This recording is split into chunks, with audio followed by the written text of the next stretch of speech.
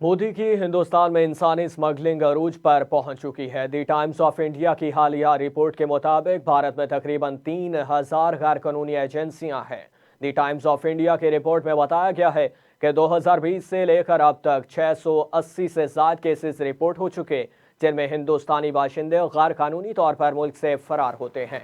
भारतीय वजारत खारिजा के मुताबिक 2,925 एजेंसियों में से 26 गुजरात और 80 कर्नाटका में मौजूद है।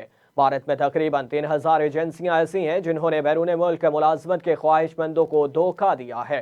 भारतीय अखबार में इंकशाफ किया गया कि गैर कानूनी एजेंसियों के एजेंट सोशल मीडिया वेबसाइट्स जैसे फेसबुक, व्हाट्सएप, मैसेजिंग और दीगर वेबसाइट्स पर काम करते हैं, और ये गैर कानूनी एजेंट्स भारतीय बाशिंदों को बरतानिया, अमरीका और कनाडा जैसे मुल्कों में भेजकर उनको बदतरीन जिंदगी गुजारने पर मजबूर कर देते हैं।